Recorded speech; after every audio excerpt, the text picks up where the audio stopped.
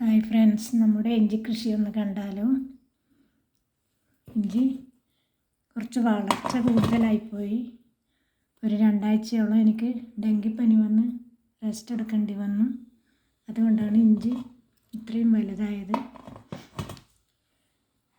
ഇത് നല്ല മഴ പെയ്ത ഉടനെ നടേണ്ടതായിരുന്നു.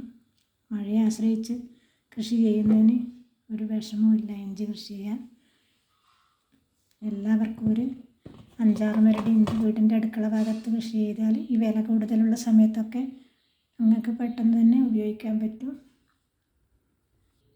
ഈ ഇഞ്ചി വിത്തൊന്നും ഇല്ലെങ്കിൽ കടയിൽ നിന്ന് വാങ്ങുന്ന ഇഞ്ചി ഉണ്ടല്ലോ, ന്യൂസ് പേപ്പറിലോ കോട്ടൺ തുണിയിലോ പൊതിഞ്ഞ് വെച്ചാൽ 2 ദിവസം കൊണ്ട് മുള വരും. അന്നേരം ഇഞ്ചി കീറി നോക്കണം. കീറിയിട്ട് പുഴുണ്ടെങ്കിൽ അത് നടാൻ ഉപയോഗിക്കരുത്.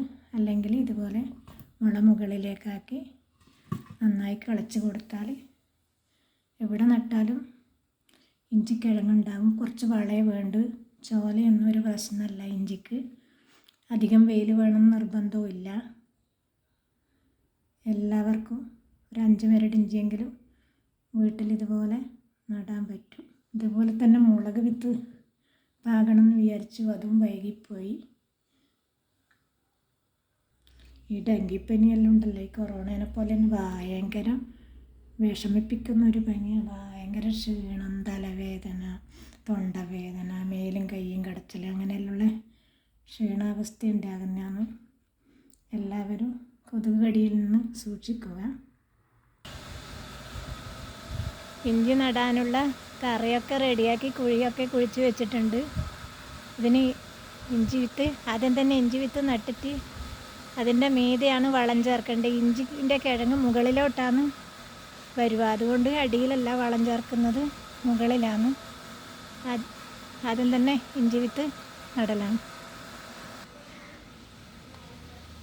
എല്ലാ കുഴിയിലും തന്നെ ഇഞ്ചി വിത്ത് വെച്ച് കൊടുത്തു. ഇനി അതിനോട് ചേർന്ന് ഇഞ്ചിയോട് ചേർന്ന് വേപ്പും പിണ്ണാക്കാണ് ഇട്ട് കൊടുക്കുന്നത്.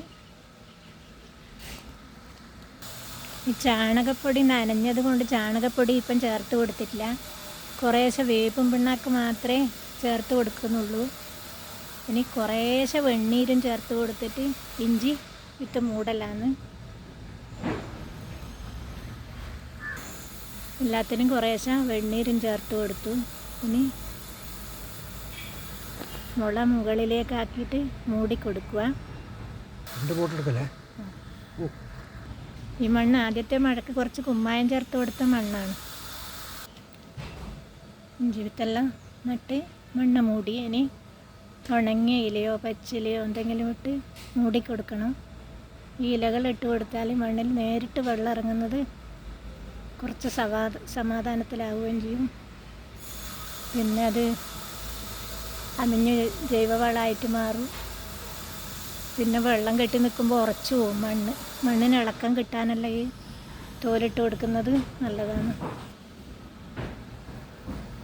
ഇതിൻ്റെ കുറച്ച് വേപ്പിൻ്റെ ഇല കിട്ടീന്, കുറച്ച് ചീമക്കൊന്ന, കുറച്ച് ഉണക്കലില, എല്ലാം കുറേശ്ശെ മതി.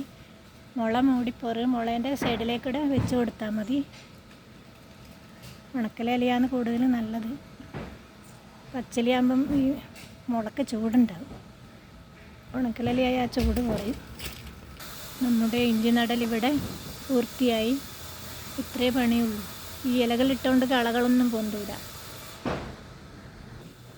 ഈ ഇഞ്ചിയും ഒരു 2-3 ദിവസം കഴിയുമ്പോൾ മുളക്കും. ഒരു കടലാസിലോ തുണിയിലോ പൊതിഞ്ഞ് വെച്ചാൽ അന്നേരം ഇത് നമുക്ക് കൃഷി ചെയ്യാൻ ഉപയോഗിക്കാം. എല്ലാവർക്കും ഈ വീഡിയോ ഇഷ്ടപ്പെടുമെന്ന് കരുതുന്നു.